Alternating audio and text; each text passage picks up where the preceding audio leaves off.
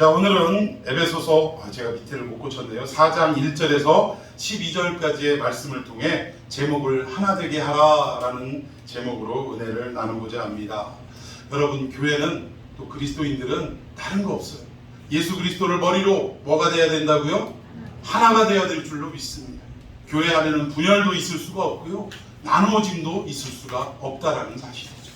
자, 우리 본론적으로 말씀을 드리기 전에 우리 지난 시간까지의 에베소서의 내용들을 한번 리마인드 해보기를 원합니다. 제가 지난주에 잠깐 언급했는데 에베소서는 어떻게 구성이 되어 있냐, 1장에서부터 3장에 이르기까지는 좀 신학적인 내용을 다루고 있다고 말씀을 드렸어요. 그래서 우리가 어떤 존재였고 또 어떻게 구원을 받게 됐고 또 우리의 지금의 신분은 어떠한 상태인지 이런 부분에 대해서 이렇게 바울은 소개를 했고, 그리고 그렇게 깨달았다면 너희들이 이 땅에서 아무리 이방인으로 살고 또 아무리 어렵고 뭐 세찬 풍파 속에 살아간다 할지라도 그럼에도 불구하고 우리는 늘 뭐를 멈출 수가 없다고요? 찬송을 멈출 수가 없다. 이 내용을 신학적으로 잘 이렇게 소개를 했는데, 첫 번째 우리의 존재가 어떤 존재였다고요? 그렇죠. 죽었었, 허물과 죄로 죽었었던 존재라는 것을 분명하게 알려주고 있다. 그런데 그런 우리를 누구를 보내셔서? 예수 그리스도를 보내셔서 십자가에 대속하게 하시고, 그리고 그 예수 그리스도는 우리를 그렇게 구원하시고 난 이후에 하늘 보좌 어디에? 왼편에, 오른편에. 오른편에. 근데 이 오른편은 왼쪽 오른쪽을 따지는 의미가 아니라 하나님 나라의 모든 유업을 상속받는 것을 나타내는 표현이라 말씀드렸어요. 즉 하나님의 오른편이라고 하면 하나님의 모든 것이다 라고, 하나님의 전권 대사다 라고 표현할 수도 있다라는 거죠. 그런데 이 모든 상속권을 예수님 혼자 독차지하시는 것이 아니라 세상에 십자가에서 우리를 불러 함께 죽으시고 또 십자가에 다시금 부활하게 하신, 무덤에서 다시금 살려주신 우리들을 다시금 불러주셔서 그 상속에 어떻게 하셨다? 공동의 상속자로 삼아주셨다라는 사실. 여러분, 그래서 우리의 삶은 여러 가지로 힘들고 어려운 이 땅에서의 수많은 풍파를 겪고 살지만 또 핍박과 또 압박을, 압제를 받고 살아가지만 그럼에도 불구하고 우리는 하나님을 향한 그 모든 내용을 깨달았으니 기쁨이 멈출 수가 없고 찬양이 멈출 수가 없는 인생이다. 이거를 3장까지 소개를 했다라는 것입니다. 자, 그러면 신학적인 내용으로 3장까지 소개가 되었다면 이제 4장부터는 어떤 내용이냐? 너희들이 그런 존재라며, 너희들이 그렇게 구원받고 하늘의 상속권을 예수님과 함께 공동으로 받은 자라면 그러면 너희들은 이 땅에서 어떻게 살아가야 할 것이냐, 이 부분에 대해서 이제는 실천적인 부분에 대해서 강조하는 내용이 4장에서 마지막 6장까지의 내용이라는 것입니다. 여러분, 우리 지난주에 이 3장에서 4장으로 넘어갈 때 이 다리를 놓는 중간 다리 역할을 하는 말씀이 우리 지난 시간에 설교했는데, 바울이 이 모든 신학적인 내용을 깨닫게 하는 것으로 끝나는 것이 아니라 그래서 나는 너희들을 위해 뭐 한대요? 기도한답니다. 여러분 기억하세요? 자, 3가지의 기도 내용이었죠. 첫 번째, 뭘 기도했대요? 참, 이 망각의 은혜의 은사는 참 어찌할 수가 없어. 속사람이 강건해지기를 내가 기도한다. 왜? 우리는 연약해서 이 작은 바람 앞에도 쓰러지고 작은 시험 앞에도 무너져 내리는 게 우리들이니까. 그래서 우리를 끝까지 복음으로 강건하게 하시고 우리의 속사람을 강건하게 하셔서 결코 흔들리지 않고 요동하지 않는 한석과 같은 믿음이 되게 해달라고 기도했다라는 거예요. 우리가 저 하늘의 상속권을 얻는다는 것을 알게 되었다면 그것의 그 진실 앞에, 진리 앞에 흔들리지 않도록 강건해지도록 기도했다는 거예요. 두 번째, 뭐를 위해 기도했죠? 그리스도의 사랑을 알게 해달라고. 그리스도의 사랑은 머리로만 깨달을 수 있는 것이 아니라 그 사랑은 직접 몸으로, 삶으로 체험할 때만 알 수 있는. 여러분, 우리가 예수 사랑이 크다라는 거 맨날 주문하는 것처럼 외워봐야 소용없습니다. 우리의 인생 가운데 예수님의 사랑이 뒤덮여지고 우리를 만져주시고 우리를 위로해주시고 우리를 끝까지 사랑하시는 예수님의 변치 않는 성실한 사랑을 우리가 겪어볼 때 우리는 그 사랑을 알 수 있는 거예요. 여러분, 그 사랑을 깨달은 사람은 또 예수님도 사랑하지만 또 누구도 사랑하게 돼요? 우리의 이웃들을 사랑할 수 있게 된다. 여러분 믿으십니까? 그리고 마지막 세 번째, 하나님의 충만함에 우리도 이를 수 있도록 해주십시오. 하나님의 충만함이라는 것은 결국 뭐냐?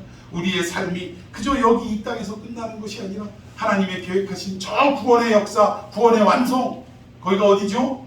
천국입니다. 천국에 이르기까지 우리를 이끌어 주시옵소서. 근데 한 가지 제가 더 깨달은 게 뭐냐면, 우리가 천국에 이르기까지 이 땅에서 살아갈 때 무엇이 하나님의 그 충만함이냐? 결국 그것은 뭐냐? 우리도 누구처럼 되는 거예요? 그렇죠. 하나님 마음을 품는 거예요. 하나님이 우리 아버지라면, 여러분 이런 말 있죠. 씨도 늙지를 못하더라. 그 아버지의 그 아들인 걸까? 여러분 믿습니까? 우리 하나님이 우리 아버지시라면 우리는 누구를 닮아야 되는 거죠? 우리 아버지 되신 하나님을 닮고 살아가는 것, 그것이 충만함에 이르는 삶인 줄로 믿으시기를 바랍니다. 예, 이 내용을 지난 시간에 말씀을 드렸어요. 그리고 오늘 이제 4장으로 넘어와서 드디어 그렇게 신학적으로 우리가 깨닫고 또 바울이 그것을 위해서 기도했다면 이제 비로소 우리의 삶은 어떻게 펼쳐져 가야 할 것인가, 이 부분에 대해서 오늘 말씀을 드리도록 하겠습니다. 자, 우선 1절을 다 같이 읽어보도록 합니다. 1절 시작. 그러므로 주 안에서 갇힌 내가 너희를 원하노니 너희가 부르심을 받은 일에 합당하게 행하여. 아멘. 자, 여기에서도 바울이 다른 서신서에서는 본인이 뭐 갇혔다 어쨌다 이런 얘기를 잘 안 합니다. 나 굶었다, 매 맞았다, 뭐 이런 나 그렇게 살아, 뭐 자기 인생에 대한 얘기를 잘 하지 않아요. 오직 뭐 표명을 한다면 어떤 것만 하냐? 오직 예수 그리스도의 사도된 나 바울, 뭐 이 정도만, 예수 그리스도 안에서 형제된 나 바울, 뭐 이 정도만 소개하지, 내가 뭐 갇혔네 어쩌네 무언가 이렇게 좀 상대방으로 인하여 불쌍한 마음을 들게 하는 이런 이야기들을 하지 않는다는 거죠. 근데 에베소서에는 우리가 지난 시간에도, 지난 시간인가요? 거기서도 우리가 언급했습니다만, 3장에서도 언급을 했습니다만, 여기서도 주 안에서 갇혔다라고 또 표현하고 있다. 그러면 이 이야기가 왜 나오냐? 우리 1장이죠. 1장에서 주 안에서 갇힌 나 바울이라고 표현했는데, 여기에서도 4장 1절에서 또 이 표현이 나오는데, 이 표현의 의미는 뭐냐면, 바울이 아니 그렇게 예수님의 명을 받들어서 사도로서 여기저기 이 나라 저 나라를 복음 전도하고 다녔다면 우리의 생각으로는 그분의 삶이 꽃길이 펼쳐져야죠. 축복된 삶, 축복도 하나님이 주시는 축복이 아니라, 형통도 하나님이 주시는 형통이 아니라 우리의 관점에서 바라본 축복과 형통대로라면 모든 일이 잘 되고 번영해야 돼요. 번성해야 됩니다. 그런데 바울은 가는 데마다 굶기 일상이고 매맞기 일상이고 감옥에 갇히기가 일상이고, 얼마나 주워 터졌든지 40에 하나 감한 매를 5번을 맞았대요. 여러분 왜 이 40에 하나 감한 매를 때리냐면, 이 유대인들에게 있어서 40이라는 숫자는 고난의 수, 또 죽음의 수입니다. 그래서 형벌을 내릴 때도 40수를 때리지 않는 이유는 40을 때리면 어떻게 된다고 생각하기 때문에, 죽는다고 생각하기 때문에 참 뭐 이렇게 마음을 써주는 건지 뭔지는 모르겠어요. 40에 하나 감하니까 몇 대요? 아이고 39대나 40대나 그게 그거지. 근데 유대인들은 40이라는 숫자를 그런 의미를 두었기 때문에, 또 우리 기독교 안에서도 넘벌러지라는 학문이 있어요. 수리학이라는 학문이 있는데, 뭐 1 하면 오직 하나님, 2 하면 중거의 수, 3 하면 하늘의 완전수. 왜 하늘의 완전수일까요? 그렇죠. 성부, 성자, 성령. 4 하면 땅의 완전수. 왜 땅의 완전수일까요? 이 땅의 방향이 동서남북으로 이루어져 있으니까. 뭐 이런 식으로 쭉 이어집니다. 그래서 12수 하면은 또 이스라엘의 지파수, 또 예수님의 제자의 수, 이것이 하늘의 완전수라는 거예요. 뭐 이런 의미가 있다라는 거죠. 이런 것처럼 여기에서도 이 넘벌러지라는 40에 하나 감한 이런 어떤 의미가 성경에도 있다라는 거죠.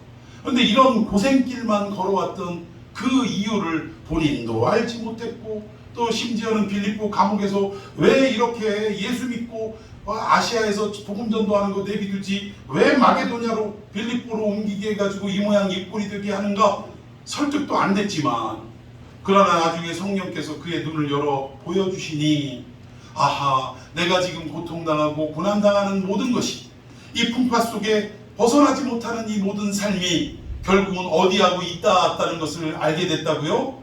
하나님의 구원의 역사, 그 구원의 역사도 범우주적인 구원의 역사와 연결되어 있다는 것을 드디어 깨달았다.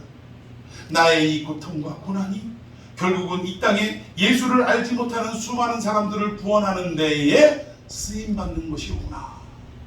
그러고 나서 빌립보 감옥에서 어땠어요? 찬송하며 사람들은 저거 이상한 거 아닌가? 매 맞아갖고 머리가 좀 어떻게 된 거 아닌가 오해할 수도 있지만 그것을 막상 깨달으니 자기의 고난도 기쁨이었다는 걸 드디어 알게 됐다는 거예요. 여기에서 주 안에서 갇힌 내가 너희를 권한다라고 본인의 갇힘을 강조하는 것은 나의 이 고난이 오히려 너희들에게 구원에 연결이 되고 또 하나님께 은혜요 축복이 되더라. 이거를 깨닫고 감추지 않고 드러내었다라는 것입니다. 여러분 이 내용을 알고 여러분 성경을 읽어가셔야 됩니다. 화면을 안 하시네. 그래서 저는 한 가지 여러분에게 권면을 드리고 싶은 게 이 성경책 여러분 갖고 계신 성경책 있잖아요. 뭐 주거에다 적어도 좋고 다른 뭐 용지에다 적어도 좋고 뭐 이거 한데 여러분 제 성경을 보면 이 옆에 메모란이 따로 있어서 그 옆에다가 이렇게 막 깨알같이 적어 놓습니다. 그리고 나서 나중에 우리는 일주일만 지나도 잊어버리잖아요. 물어보면 잊어버리잖아. 근데 그 성경 구절을 딱 읽다 보면 이게 그때 그 뜻으로 이렇게 설명을 해주셨구나, 말씀을 주셨구나 하고 금방 떠오르게 하시더라는 거죠. 뭐 굳이 옆에다 적을 공간이 없으면 저 포스트잇도 이렇게 써서 붙여놓기도 하는데 포스트잇 같은 메모지에다가 잘 설교를 요약해서 그렇게 해서 붙여놓는 것도 여러분 지혜인 줄로 믿습니다.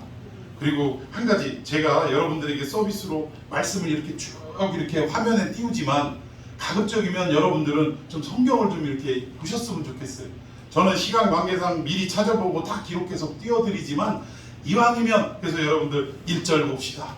또 본문 말고 저기 어디 구약으로 돌아가서 몇 장 몇 절을 봅시다 하면 지금은 사람 수가 얼마 안 돼서 소리가 안 나지만 숫자가 좀 되면 무슨 소리 들리는지 아세요? 샥샥샥 책 넘기는 소리가 막 들려요. 이 소리가 얼마나 은혜로운지 몰라요.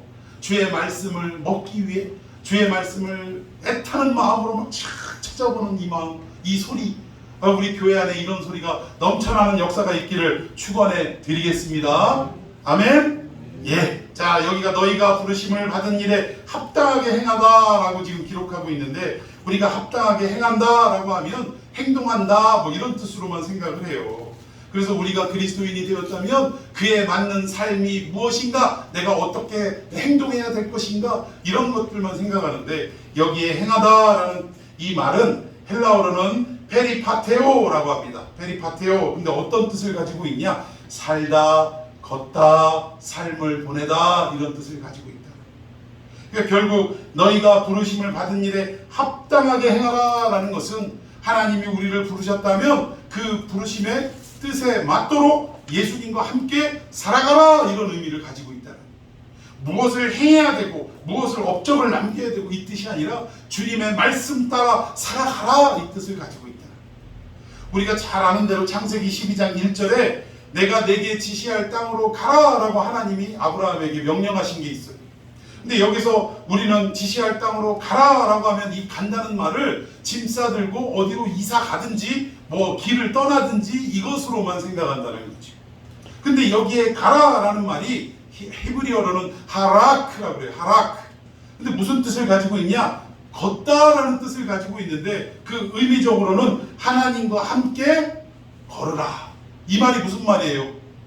임마누엘. 임마누엘이 뭐예요? 하나님과 함께 우리와 함께 계시다. 즉 동행을 말하는 것입니다. 즉 부르심에 합당하게 행하라라는 말은 우리가 이제는 구원을 받고 교회의 멤버십이 되었으니 교회 안에서 주차 봉사도 해야 되고 식당 봉사도 해야 되고 또 금요일마다 에셀나무 길카페 가서 이걸 또 해야 되고 물론 그것도 포함이 되겠죠. 그러나 내가 교회를 위해 그리스도인으로서 어떠한 업적을 남기고 어떠한 그 교회사의 기록을 남길 만한 일을 해야지 그게 아니라 우리의 삶 자체가 누구와 동행하는 삶? 하나님과 동행하는 삶. 우리의 모든 인생의 발걸음이 진짜 걸어가는 발걸음입니까? 우리가 인생을 살아가는 것을 말하는 거잖아요. 인생을 살아갈 때 누구와 함께 걸어가라고요? 하나님과 함께 걸어가는 동행의 삶. 이미 창세기 5장에서는 결국 죽음을 보지 않고 이 땅을 하나님께로 부름받은, 이 땅에서 하나님께 부름받은 그 사람이 있어요. 누구죠? 에녹입니다. 에녹도 300년 동안 하나님과 뭐 했더니? 동행했다. 여기에 부르심에 합당하게 행하라 라는 말씀은 하나님과 인생길을, 신앙의 길을, 순례의 길을 함께 걸어가라, 이런 뜻을 가지고 있다라는 것입니다. 이 말씀 따라 여러분들의 삶도 주님과 함께 동행하며 살아가는 삶이 되기를 예수님의 이름으로 축원해 드리겠습니다. 결코 우리는 하나님의 부르심에 부끄럽게 살아가는 인생이 되서는 안 된다는 거예요. 합당한 인생을 살아가는 모습이 있어야 한다는 것입니다. 자, 우리 성경 말씀 계속 봅시다. 자, 2절 시작. 모든 겸손과 온유로 하고 오래 참음으로 사랑 가운데서 서로 용납하고. 예, 지금 너희들이 부르심을 받았다면 그에 합당한 삶을 살아라. 그러니까 우리는 무언가를 업적을 이루기 위해, 거대한 일을 하기 위해, 그래서 우리는 항상 어떤 걸 꿈꾸냐면 내가 선교를 해도 그냥 막 아프리카 그리고 동남아시아 뭐 이쪽에다가 내가 선교사님들한테 한 분당 지금은 내가 막 한 2만 원, 3만 원씩 하지만 내가 돈을 많이 벌어가지고 한 분당 막 150, 200만 원씩 막 보내줄 수 있는 그런 삶이 되게 해주십시오. 뭐 이러면서, 그러니까 사업도 막 번창하게 해주십시오, 이런 생각을 하게 돼요. 그거 자체가 나쁘다는 얘기가 아닙니다. 그러니까 우리는 항상 행한다라는 이 표현 속에 어떤 거대한 업적을 남겨야 한다라는 착각 속에 살아가고 있다라는 거예요. 근데 방금 말씀드린 대로 행한다는 말은 뭐 누구와 함께 걸어간다? 하나님과 함께 걸어간다. 즉 하나님 말씀 붙들고 말씀 따라 순종하며 살아가는 거예요. 그것이 어떻게 나타나느냐? 2절에 보니까 겸손과 온유와 오래 참음과 사랑으로 용납하는 삶. 이거 어려운 거예요? 막 거대한 겁니까? 큰 기업을 이루어가지고 막 몇백만 원씩 여기저기 나눠주고 막 이래야 돼요? 학교를 세워야 되고 병원을 설립해야 되고 뭐 이런 거대한 일들입니까? 얼마든지 우리가 성령님의 도움 가운데 할 수 있는 일입니까? 아닙니까? 여기 4가지의 일은 그런 일이에요. 하나님이 우리에게 합당하게 행하라라는 요구하시는 내용은 겸손하게 살아가라, 이 얘기예요.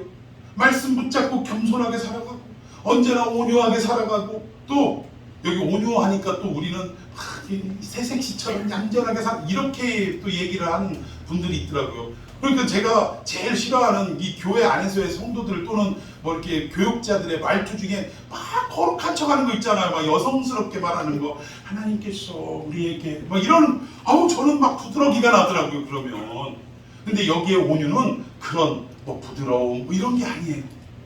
누가 한 대 탁 쳐도 하고 참는 이게 온유가 아니에요.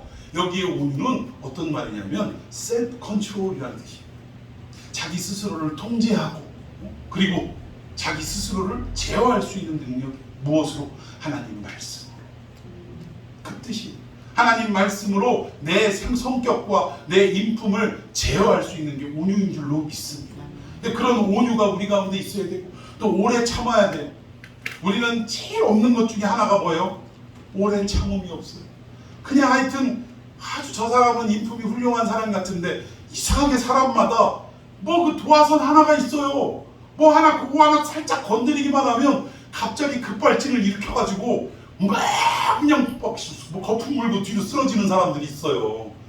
우리 각자 자신을 돌이켜보면서 나는 있어요 없어요? 말하지 마세요. 나는 있어요 없어요? 여러분들 스스로에게 말해봅시다. 내가 말하는, 목사님이 말하는 그 사람이 바로 나이구나. 아마 그런 생각이 여러분에게 있을 것입니다. 근데 이 오래 참음의 역사가 우리에게 너무나 필요한 것 같아요.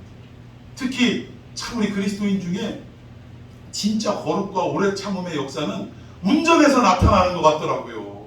저도 목사인데도 운전하다 보면 순간 그냥 험한 소리가 나올 때도 있고 막 불같이 화가 날 때가 있고, 그리고 제가 운전할 때 뭐 이런 상황이 자주 생기는 게 언젠가 이렇게 봤더니 어떤 목적지에 그 시간이 지금 막 촉박한 거야. 빨리 가야 되는데 지금 지금 시간이 막 다가오고 이거 늦으면 어떡하나 막 이런, 제가 그 시간 늦는 거 굉장히 좀 신경을 많이 쓰는 편인데 이럴 때 운전을 하면요 진짜 작은 일에도 막 흥분을 잘하고 그러더라고요. 빨리 가야 되는데 막 자꾸 그냥 막 이렇게 팍팍 끼어들어오고 막 이러는 걸 제가 못 참더라고요. 근데 어쨌든 여러분, 우리의 거룩과 성결은 운전해서 나오는 줄로 믿습니다.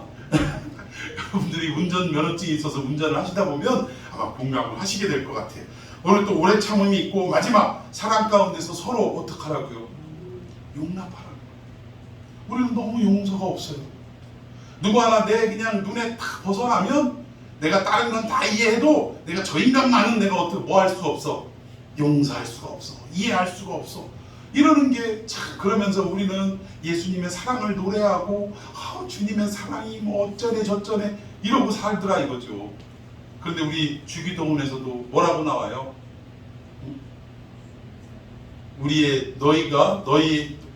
우리가 우리에게 죄 지은 자를 사하여 준 것 같이 용서해 준 것 같이 우리 주님도 우리의 죄를 용서해 주고, 먼저가 뭐예요?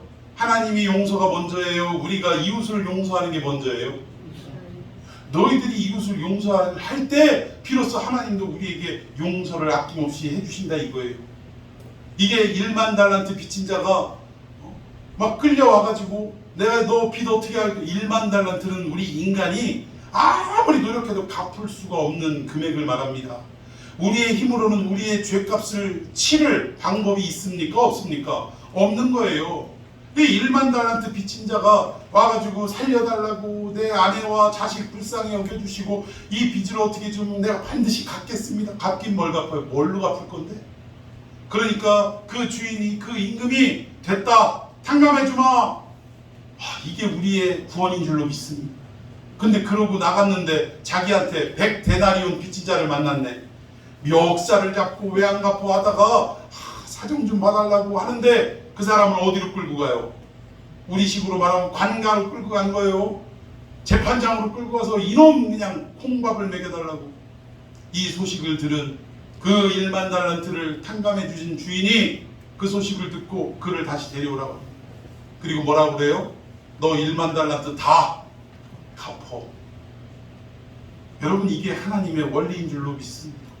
우리는 하나님 앞에 죄를 용서받았지만 그럼 저 진짜 하나님이 우리가 누구를 용서 안 하면 하나님도 우리 구원받은 거 취소한다 그 뜻은 아니에요. 그러나 그만큼 우리가 누군가를 이웃을 용서하고 포용하고 이해하는 것이 얼마나 중요한지를 강조하고 계신다는 것입니다. 여러분, 우리 이 네 가지 겸손과 온유와 오래 참음과 서로 사랑으로 용납하는 삶, 우리는 위대한 일을 하는 거 아니에요. 이 일 하라고요. 이 일 여러분 믿습니까? 대답이 없으세요. 아직도 막 병원 설립하고 신학교 설립하고 뭐 그러고 싶으세요? 선교사님들 막 1만 명 파송하고 그러고 싶으세요? 그것도 중요합니다만 그것보다 더 중요한 게 뭐라고요? 주님과 함께 걸어가는 게 중요하다.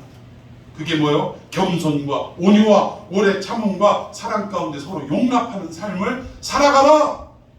바울은 우리에게 이거 하라고 지금 말씀하고 있다라는 거예요. 엄청난 일 마음속에 생각하는 것보다 이거 먼저 해라 라고 말씀하고 있는 거예요. 그래서 우리의 가정이나 직장이나 캠퍼스나 모든 삶의 지경 위에서 무엇을 해야 되냐? 서로를 존중하고 배려하고 이러한 삶을 강조해야 될 줄로 믿습니다. 교회 안에서만 이런 일이 있으면 안 되고 교회 밖에 여러분의 각자의 삶 속에서도 이 네 가지의 모든 은혜가 이루어져야 한다라는 사실입니다. 그럼 이걸 놓고 우리 기도하십시다. 그게 너무나도 중요하다라는 거예요. 자, 우리 3절 시작. 평안에 되는 줄로 명령이 하나 되게 하신 것을 힘써 지키라. 예. 그런데 우리가 이 네 가지 일을 할 때 우리의 노력과 우리의 어떤 실력으로 이것이 가능하냐? 보니까 어느 정도 노력은 한다고 애는 쓰지만 결과적으로는 실패할 수밖에 없더라는 거예요. 그래서 누가 필요하냐? 성령님이 우리 가운데 역사해 주시는 것이 필요하다. 결국 우리를 하나 되게 만드는 것은 우리 가운데 이 네 가지의 요소를 온전하게 성공할 수 있도록 완성할 수 있도록 하시는 분은 누구냐? 우리 성령님인 줄로 믿습니다. 성령님이 평안에 매는 줄로 우리를 하나로 묶어버리신다는 그것을 위해 기도하는 저와 여러분이 되어야 할 줄로 믿습니다. 자, 6절 시작. 하나님도 한 분이시니 곧 만유의 아버지시라. 만유 위에 계시고 만유를 통일하시고 만유 가운데 계시도다. 아멘. 하나님도 한 분인데 우리가 어찌 나눠질 수 있냐 이 뜻이죠. 근데 여기서 특히 제가 설명드리고 싶은 것은 만유, 모든 만물을 어떻게 하셨대요? 통일하셨대요. 통일은 하나 되게 하는 겁니다. 그러면 이 통일은 어떤 거냐? 여러분들이 또 오해할까봐 말씀을 드리는 건데, 이 통일은요, 천편일률적으로 하나 되게 하는 거 그거 아니라는 거예요. 우리 회식하러 갔는데 중국집에 갔어요. 사장님이 마음껏 시켜, 마음껏 먹어 해놓고 그 끝에 나는 뭐 시켜요? 나는 짜장. 그러면 직원들이 나 탕수육 이거 할 수 있어요 없어요? 그럼 전부 다 뭘로 통일돼? 그런 통일이 아니라는 거예요. 하나님께서 야 나는 이러니까 교회 안에서도 목사님이 이것은 이렇게 합시다라고 딱 얘기한다고 그래서 모든 사람이 목사님 말씀은 곧 하나님 말씀 이러면서 그냥 다 하나로 그냥 다 짜장, 이런 통일이 아니라는 거예요. 여러분, 하나님은 우리 각 사람을 똑같이 만드셨습니까? 아니면 천편일률적으로 만드신 게 아니라 다양하게 만드셨습니까? 다양하게 만드셨어요. 그런데 우리의 생김새는 눈 2개, 코 하나, 입 하나, 귀 2개, 요런 거는 큰 굵직굵직한 것은 하나로 똑같이 만드셨는데 그 생김은 다 다양하게 만드셨다. 여러분, 쌍둥이도요, 자세히 보면 틀려요, 안 틀려요? 그거는 일반 사람은 못 알아보는데 누구는 금방 알아봐요. 엄마는 금방 알아보더라고요. 왜? 뭔가 다른 게 있으니까. 하나님이 이렇게 인간을 만드실 때 다양성을 허락하셨는데 교회 안에서도요, 야 목사님이 이러셨습니까? 뭐 말하지 마! 전부 다 이거 해! 이게 아니에요. 교회가 취해야 될 스탠스는 성경 말씀에 조차 순종해서 그 하나님의 영광을 이루고 저 천국 가는 길을 향해 함께 갑시다 라는 의미는 같이 두되 그 길을 이루는 데는 여러 가지의 모양과 방편으로 나타날 수도 있다라는 거예요. 어떤 사람은 구제의 형태로, 어떤 사람은 선교의 형태로, 어떤 사람은 이곳에서 봉사의 형태로, 어떤 사람은 이것저것도 못하니까 뭘 해요? 뭐를 많이 해? 헌금을 많이 하는 걸로 여러 가지의 다양성으로 나타날 수 있는 것을 인정해야 됩니다. 그래서 선교 가는데 너 안 가? 선교를 안 가네 이 인간이. 이거 믿음 완전히 꽝이네. 이럴 수 있다 없다? 우리는 다양성을 인정해 줘야 돼요. 선교 못 가시는 분은 나름대로 사정이 있고 여러 가지 형편이 있어서 못 갈 수도 있고 또 바빠서 그럴 수도 있고. 언제 한번 중고등부 사역을 할 때 이 교회가 다들 수준들이 좀 높아요. 저기 뭐 교수님들, 부부간에 뭐 대학교 교수님들이나 연구단지 박사님들이나 뭐 이런 분들이 막 엄청 많아. 그래가지고 선교사님이 한번 와갖고 한다는 소리가 이 교회는 골든 미션을 실행하기에 적합한 교회라는 거예요. 그게 무슨 말인가 했더니 요즘 왜 그렇잖아요. 돈 잘 벌고 시집 안 가고 장가 안 가는 사람들을 뭐 골든 미스라고 하고 뭐 골드 미스, 골드 미스터 뭐 이러잖아요. 그런 의미더라고요. 여기 나이도 드셨고 은퇴들 다 하셨고 그리고 돈들은 많으시니 여러분들 남은 생에 뭐 하실 거예요? 그 돈 갖고 선교지에 가서 선교를 하시거나 아니면 그 선교지에 파송된 선교사님들을 아낌없이 지원할 수 있는 아주 적합한 교회라고 하면서 막 골든 미션을 실행할 수 있는 교회 막 이러는데, 그러다 보니까 이 교회 안에서 차세대 어린 아이들에게 이 뭔가 방학 때 뭐 우리 겨우 수련회 가가지고 2박 3일 막 뜨겁게 눈물 흘리고 찬양하고 은혜 받고 돌아오는 이런 일정인데 어느 날 갑자기 돈 많은 어머니 한 분이 우리 아이들을 수련회를 저 미국으로 트립을 보내자 이거예요. 그래가지고 그 유명한 대학들을 유서 있는 대학들을 다 둘러보게 하고 그러면서 우리도 저 하버드대 뭐 우리도 저 유명한 대학을 갈 수 있도록 아이들에게 꿈과 희망을 심어주자 뭐 이런 얘기를 하더라고요. 그래가지고 그 얼만데요? 그랬더니 뭐 그렇게 뭐 많이는 안 들어요. 교회에서 일부 지원해주고 하면 한 학생당 한 200만 원 정도 내면 됩니다. 그냥 비행기 값 정도만 내고 나머지는 교회에서 하시자고요. 제가 그 얘기를 딱 듣자마자 머릿속에 누가 떠올랐을까요? 우리 중고등부 부모님이 안 다니는 가난한 학생들, 그 아이들이 머리에 그 아이들의 얼굴이 싹 떠오르는데, 그래서 제가 그거를 그 아이들 걔들이야 뭐 할 수 없지 뭐 하고 그러시죠 가시죠 했을까요? 아니면 이건 아니죠 라고 했을까요? 이건 아니죠. 교회라는 것은 가장 연약한 그 누군가를 위해서 존재하는 것이 교회인데, 아니 그 연약한 사람 못 따라오면 배제하고 그냥 따라갈 수 있는 사람만 간다는 건 이거는 복음하고도 맞지도 않습니다. 그래서 제가 사역하는 한 이 미주 지역 비전 트립 이런 건 안 하겠습니다. 그랬더니 저 사임하고 난 뒤에 이제 그게 시작됐더라고요. 어쨌든 그런 거예요. 거기에 못 간다고 해서 나름대로의 사정이 있는데 이거 안 간다고 비난하고 이래서는 안 된다. 우리는 성령께서 평안에 매는 줄로 다 뭐를 만드셨다고요? 하나를 만드셨다고요. 하나로 그냥 묶어버리셨다고요. 여러분 연필도 그냥 따로따로 있으면 그냥 연필인데 이 연필의 명칭이 한 자루 두 자루인데 이 연필이 12자루가 한꺼번에 딱 모이면 명칭이 달라져요. 뭐로 다 바뀝니까? 한 타수로 바뀌어요. 여러분 우리가 그런 존재로 바뀌어진다는 거예요.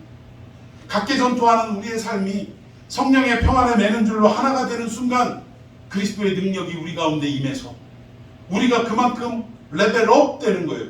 업그레이드가 될 수 있다는 거예요. 무엇으로? 하나님의 은혜로. 여러분 믿습니까? 이 능력을 우리가 사모하는 그러한 그리스도인이 되어야 할 줄로 믿습니다.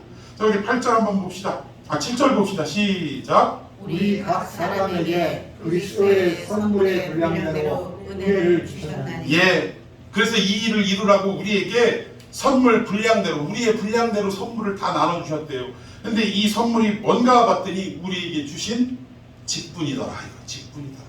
목사의 직분, 장로의 직분, 집사의 직분, 또는 뭐 찬양단 악기하는 악기팀의 직분, 뭐 여러 가지 각자의 모습대로 교사의 직분, 이런 것들 직분을 통해서 결국은 우리가 평안에 매는 줄로 성령으로 하나 되게 하는 역사를 이루게 하셨다라는 것입니다. 그게 우리에게 은혜더라 이거죠. 자 8절 시작. 그러므로 너희를 그가 위로 올라가실 때에 사로잡혔던 자들을 사로잡으시고 사람들에게 선물을 주셨다 하였다. 아멘. 여기서 좀 재밌는 이야기를 여러분들에게 말씀을 드릴 텐데, 자, 이 모든 것이 어떻게 가능했냐? 우리 예수님이 어디로 가실 때, 위로 올라가실 때, 그 위로 올라가실 때 사로잡혔던 자들을 사로잡으시고 사람들에게 뭐를 주셨대요? 선물을 주셨대요. 우리 가운데 직분을 은혜로 선물로 받게 된 것은 결국은 예수님이 승천하시고 부활 승천하셨기 때문에 우리에게 그 직분이 임할 수 있었다라는 거죠. 은혜로 임할 수 있었고 선물로 임할 수 있었다라는 것입니다. 그런데 이 하였도다, 주셨다 하였도다 라는 말을 보니까 이 말은 바울이 한 말이에요? 누군가 한 말을 인용한 거예요? 인용한 거예요. 어디서 인용했나 봤더니 시편 68편의 내용을 인용했더라고요. 한번 읽어볼까요? 시작. 주께서 높은 곳으로 오르시며 사로잡은 자들을 취하시고. 예, 여기까지 똑같습니다. 우리 주께서 높은 곳으로 위로 올라가실 때라고 본문에서는 말하고 있는데 시편에서는 높은 곳으로 오르시며 또 사로잡혔던 자들을 사로잡으시고 라고 했는데 사로잡은 자들을 취하시고 같은 내용이에요. 근데 조금 다른 내용이 그 다음부터 나옵니다. 자, 선물들부터 시작. 선물들을 사람들에게 받으시며 반역자들로부터도 받으시니 여호와 하나님이 그들과 함께 계시기 때문이로다. 아멘. 여러분 여기 차이점 발견하셨습니까? 발견하셨어요? 그렇지. 예, 제가 이 기록한 성경 말씀을 보면요, 색깔만 유심히 봐도 힌트가 있습니다. 앞에 8절에는 뭐라 그래요? 사람들에게 선물을 주셨다라고 말씀하는데 시편 68편 18절에는 사람들에게 선물을 어떻게 하셨대요? 받으셨대요. 이게 뭐지? 에베소서는 주셨다고 하고 시편에서는 받으셨다고 한다면 그러면 성경에 오류가 있는 것인가? 여러분 성경에는 오류가 있습니까? 없습니까? 오류가 없어요. 그러면 이게 무슨 말일까? 왜 틀릴까? 신약에서는 줬다고 그러고 구약에서는 받았다고 했는데 이 말은 무엇인가? 여러분 이 내용은 고대의 전쟁 문화를 우리가 보면 알 수 있어요. 자, A라는 나라와 B라는 나라가 전쟁을 해서 A라는 나라가 승리를 거뒀습니다. 그러면 B라는 나라는 왕 이하의 모든 사람들이, 조종 백관 모든 사람들이 누구 앞에 엎드립니까? A라는 나라의 왕 앞에, 또 그 모든 전쟁을 승리한 장군 앞에 엎드리는 거예요. 그 얘기는 무슨 말입니까? 나의 목숨이 누구에게 달려있다? 당신에게 달려있습니다. 처분대로 해주십시오 라고 항복하는 모습이 그 모습입니다. 그러면 항복을 하고 나면 그냥 말로만 나 졌습니다 라고 끝나는 게 아니라 자기 나라의 온갖 금은 뭐와 중요한 것들, 폐물들, 이런 중요한 것들을 어떻게 해요? 바리바리 싸서 승리한 왕에게 갖다가 바치는 거예요. 그 바치는 내용이 시편 68편 18절에 사람들에게서 받으신다라고 지금 표현하는 거예요. 선물들을 받으신다. 그런데 여기 에베소서의 내용은 뭐예요? 자, 왕이 선물 그 모든 그 노획물들을 다 받았어요. 그리고 나서 자기 나라로 돌아갑니다. 그러면 이 받은 거 왕 혼자서 싹 그냥 닦아 먹습니까? 퉁쳐 먹어요? 왕들이 어떻게 해요? 이 많은 것들을 얻어왔으니 이 얻은 것들을 누구와 함께? 백성, 신하들과 백성들과 함께 나누는 거예요. 물론 똑같이 나누질 않겠지. 왕이 많이 갖겠지. 그러나 많이 가진 대로 우리도 그러잖아요. 생각지도 않았던 큰 돈이 우리에게 딱 들어오면 우리 뭐 해요? 우리 주변 사람들에게 뭐 해? 내가 이런 좋은 일이 있었으니 우리 밥 한번 먹읍시다. 그래서 비싼 식당 가가지고 아주 그냥 좋은 데 가가지고 맛있는 걸로 대접합니까? 안 합니까? 근데 내가 기분 좋아서 그러는 거예요. 나한테 예기치 않았던 큰 돈이 들어오니까 우리도 기분 좋으니까 베풀잖아요. 여러분, 전쟁에서 승리한 왕이 결국은 많은 노획물들을 걷어와서 그리고 자기 나라로 돌아가서 자기 신하들과 백성들에게 어떻게 해요? 나눠준다 이 얘기예요. 지금 그 얘기입니다. 에베소서는 노획물을 거둔 것은 생략을 하고 나눠준 것만 기록을 한 게 선물을 주셨다. 그런데 구약 시편에서는 나눠준 거는 얘기하지 않고 뭐예요? 왕이 받은 것만 얘기하는 거예요.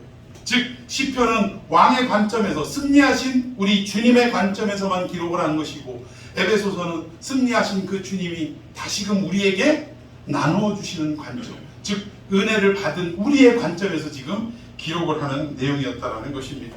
그래서 이 두 내용은 서로 상충되거나 틀린 것이 아니라 성경은 오류가 없다라는 것을 뒷받침하는 내용이라는 것이죠. 그래서 이 내용을 우리가 잘 알아야 합니다. 그래서 우리는 하늘로부터 하나님께서 모든 것을 거두시고 받으시고 그리고 그 받으신 것을 우리에게 다시금 어떻게 하신다고요? 나누어 주신다라는 사실. 그것이 우리의 직분을 통해서 임하게 됐다라는 거죠. 여러분 믿습니까? 그러니까 이 직분이 얼마나 소중한 것인지 여러분 아셔야 돼요. A라는 교회에서 이 직분 감당하다가 목사님이 싫은 소리 좀 하고 주변 성도들이 어거짓 소리 좀 하고 이러면 아니 내가 교회가 갈 데가 없어서 여기서 이제 하고 있나? 딴 교회로 가면 그만이지 하고 딴 교회로 간다고 하는 일이 돼서는 안 된다. 예를 들자면 요즘은요, 이쪽 A라는 교회에서 집사하다가 문제가 생겨가지고 교회를 나가서 B라는 교회를 가면 이 B라는 교회는 그 얘기를 듣고 차라리 갔다부터 말을 말든가. 그럼 거기다 대고 동조하면서 직분을 뭐를 줘요? 집사하던 분이 왔으니 여자분 같으면 막 권사를 주고 남자분 같으면 장로를 줘서 이 교회에 정착할 수 있도록 만들던가. 여러분 이것은 잘못된 거예요. 우리가 얼마만큼 이 직분에 대한 소중함을 망각하고 살아가는지, 그냥 명예로 여기니까 이깟 돈도 안 되는 명예 그냥 아무 때나 걷어찰 수 있는 이런 모습으로 바뀌고 말았다는 거죠. 여러분 직분은 하나님이 직접 우리에게 내려주신 것인 줄로 믿습니다. 소중하게 여겨야 돼요. 생명을 걸고도 이 직분을 감당하는 그런 모습이 우리에게 있어야 한다는 것입니다. 자, 우리 11절 봅시다. 시작. 그러나 어떤 사람은 사도로, 어떤 사람은 선지자로, 어떤 사람은 복음 전하는 자로, 어떤 사람은 목사와 교사로 삼으셨으니. 예, 방금 설명드린 대로 이런 각자 여러 가지 모양과 모습으로 우리에게 직분을 주셨는데, 이 직분에 있어서 우리의 생각은 첫 번째, 내가 자격이 있어서 이걸 받은 게 아니라는 거예요. 하나님이 주신 선물이다. 장로는 돈이 좀 있으니까, 경제력이 있고 현금 좀 하니까 장로 세워준 게 아니라는 거예요. 착각하지 마세요. 하나님이 그를 장로로 세우시고 장로가 됐으니 일반 성도들보다 더 뭐 해야 돼요? 더 수고하고 헌신하고 성도들을 옳은 길로 잘 인도하라고 그 직분을 주셨다라는 것입니다. 그리고 두 번째, 이 직분은 왜 이 사람들을 왜 목사, 장로 이분들을 왜 세웠냐? 결국은 하나님이 말씀을 그들에게 주셔서 그 말씀을 맡은 자로서 세워주시는 그 방편으로 이렇게 직분을 주셨는데, 이 직분이 과연 이 세워주신 이유가 뭐냐? 12절 봅시다. 왜 우리에게 직분을 주시고 세워주셨냐? 12절 시작. 이는 성도를 온전하게 하여 봉사의 일을 하게 하며 그리스도의 몸을 세우려 하십니다. 아멘. 결국은 우리의 직분의 모든 기능은 누구를 온전하게 하려고? 성도들을 온전하게 하려고. 그러니까 섬기라고 주신 거예요. 섬기라고. 여기에 온전하게 하다라는 말이 헬라어로 카탈티스모스라고 하는데 무슨 뜻인가 봤더니 완전하게 설치하다, 완전하게 설비하다 이 뜻이에요. 어떤 우리가 건축을 할 때 그냥 어설프게 날림 공사로 하면 되는 게 아니라 완벽하고도 완전하게 세워야 이 건물이 튼튼해지는 것처럼, 여러분 우리는 한 영혼이 교회 안에서 그리스도 안에서 완전하게 세워져 나갈 수 있도록 헌신하는 자가 되어야 한다는 거예요. 그게 우리에게 직분을 주신 이유라는 사실입니다. 여러분 사도행전 11장에 보면 드디어 이제 그 이방 땅에 복음이 전해지고 또 이 안디옥이라는 이 교회에서 여러 교회로 여러 이방으로 지금 선교사를 파송하는 역사가 일어나게 됩니다. 그런데 그때 재미있는 것은 많은 그 선교의 선교사 대상자가 있었는데 결국 바나바와 바울이 선정이 돼요. 근데 쭉 이름을 보면 이 헬라어나 히브리서에 이름이 열거될 때 어떤 순서대로 열거되냐? 우리는 주보에다가 가나다 순으로 열거를 하지만 성경의 히브리어나 이 헬라어에서는 어떤 순서를 한다고 그랬죠? 그렇죠. 중요도 순서. 즉 안디옥 교회에서 누가 가장 중요하냐 이 순서대로 이 열거를 하는데 첫 번째로 이름한 사람이 누구냐면 바나바예요. 바나바는 그 안디옥 교회의 담임 목사님과 같은 그런 어떤 상황이라는 거죠. 제일 중요한 분이에요. 그럼 담임 목사가 선교사 한다고 가버리면 교회가 어떻게 되겠어요? 그러니까 없어서는 안 될 사람이 누구다? 바나바다. 그리고 이름이 쭉 헤롯의 젖동생 마나엔과 그리고 마지막에 및 바울이라. 바울은 그냥 바울도 아니고 무슨 바울? 및 바울이에요. 및 바울. 그러니까 열외 그런 바울. 그러니까 있으나 마나라고 생각하는 바울과 없어서는 안 된다는 바나바가 이렇게 둘이 뽑혀가지고 성령에 의해서 뽑혀가지고 선교사로 나가게 되었다라는 것입니다.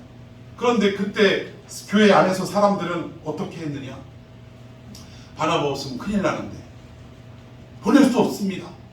그리고 2인자를 보내십시다. 뭐 이런 게 아니라는 거예요. 하나님께서 성도를 온전히 세우고 교회를 온전히 세우기 위해 선택하신 그들을 기도하는 마음으로 성령의 충만한 마음으로 어떻게 하셨다고? 보내셨다. 바울을 보낼 때는 어떤 마음이었을까요? 아이고 저거 인간 구실도 못하는 저거 아이고 교회를 저렇게 핍박하는 저거 보냈다가 괜히 우리 안디옥 교회 파송교회 망신만 당하는 거 아닌가? 우리 선교 보낼 때 우리가 볼 때는 저 사람 선교사에 깜냥이 안 되는데 이런 사람들이 있을까요? 없을까요? 가끔 우리가 말은 안 하지만 속으로 그런 생각하는 사람들이 있어요. 그런데 하나님께서 그에게 선교사의 직분을 주신 것을 우리가 인정한다면 그러면 우리는 어떻게 해야 돼요? 그분을 기쁨으로 아낌없는 후원과 함께 보내드리되 우리 마음에 저분이 좀 위태위태한데 이런 생각이 들고 이게 감당 잘 할 수 있을까 이런 생각이 든다면 그분을 빼는 게 아니라 우리는 그분을 위해서 기도하고 있어야 된다. 우리 보내신 암흑의 선교사님 참 여러 가지로 걱정되고 근심하는데 제가 걱정해서 해결될 일은 아니지만 하나님 우리 선교사님과 함께 해주시고 그의 약점을 강으로 붙잡아 주시고 기도도 아멘도 안 하셔 이렇게 우리가 기도하는 삶이 이루어져야 한다는 거죠. 이걸 지금 말씀하고 있는 거예요. 여러분 이는 성도를 온전하게 하여 봉사의 일을 하게 하며 그리스도의 몸을 세우게 하려 하심이라 라고 했는데 결국은 이 직분을 우리가 온전히 감당하고 하나님께로부터 온 선물임을 우리가 온전히 깨닫기 위해서는 뭐가 필요하냐? 결국은 하나님의 말씀을 배우는 게 우선입니다. 말씀을 배워야 우리가 이 직분이 어떤 건지를 알고 앞에 에베소서 1장, 2장, 3장의 모든 교리들을 우리가 알아야 이 땅에 살아갈 때 그것을 적용하며 살아갈 수 있다는 거예요. 이 순서상 말씀을 배우는 것이 우선이고 그리고 그 다음에 우리의 내면이 우리 지난주 세 가지의 기도 내용을 한 것처럼 우리의 내면이 단단하게 균형 있게 자리 잡아야 된다는 거예요. 흔들림 없이 말씀을 믿는 모습이 우리에게 있어야 되고 그리고 성령으로 깨우침을 받았다면 이제는 그리스도의 사랑을 가슴에 품고 세상에 나아가 손과 발이 되어 사랑을 흘려보내는 삶이 되어야 한다는 것입니다. 이게 중요한 거예요. 근데 결국 우리가 이 땅에서 직분을 받고 살아가는 것은, 그리고 또 어떻게 살아가야 하느냐, 결국 이 교회를, 성도들을 하나로 묶어가는 모습으로, 우리 묶어가는 섬김의 삶으로 살아가야 한다라는 것입니다. 제발 좀 위대한 비전, 위대한 꿈을 막 놓고, 하나님 나 이거 해야 됩니다. 내가 여기에, 저희 돌아가신 어머니가 참 저를 아프게 한 게 몇 가지가 있는데, 그게 뭐냐면요, 그 7년여 동안 병들어서 반신불수로 진짜 대소변 받아낼 때까지 그렇게 누워 계시는 분이, 하여튼 꼭 그 앉아가지고 이게 치매로 정신도 왔다 갔다 하시는 분이 좀 맑을 때는 맨날 그러세요. 내가 여기에 이러고 있으면 안 되는데 뭐 하시려고요? 내가 세계 방방곡곡에 가서 말씀을 전해야 하는데. 아니 그래가지고, 아니 어머니는 지금 뭐 세계 지구촌 곳곳에 가서 말씀을 전해야 할 그런 사명보단 오히려 지금 아파서 이 병석에 있으면서 오히려 저 아들의 목회를 위해서 기도해 주시고, 또 자녀 손들을 위해서 기도해 주시고, 정말 믿음 안에서 온 가족이 정말 구원의 이 대열에서 이탈되지 않도록 끝까지 예수 믿고 갈 수 있도록 해달라고 기도하시는 게 어머니의 더 큰 사명 아니겠냐. 그러는데도 아니라는 거예요. 나는 여기에 있을 사람이 아니라는 거예요. 그냥 막 목사가 돼야 되고 막 이런 말씀을 하는데 참 제가 설득도 안 되고 이해도 못 시키겠고 너무 제 마음이 답답하더라고요, 그게. 그런데 하나님도 마찬가지. 하나님은 오늘 이 네 가지 뭐예요? 서로 겸손하고 온유하고 용납하고 또 뭐 있어요? 오래 참고. 이 네 가지 하라고 말씀 붙들고 이거 하라는데 우리는 자꾸 하나님 5대양 6대주를 누비는 선교사가 되게 해주시옵소서. 5대양 6대주는 이거 먼저 하라고. 이거 먼저 할 때 우리 안에 성령 안에서 평안에 매는 줄로 우리를, 교회를, 성도들을 하나로 묶어준다. 우리 교회 이런 교회 됩시다. 저기 높은 산의 꼭대기에 오르기보단 여기 낮은 동산 위에 오르는 것으로도 우리가 기쁘고 만족하는 삶을 살아야 한다. 이런 삶이 되기를 예수님의 이름으로 축원해 드리겠습니다.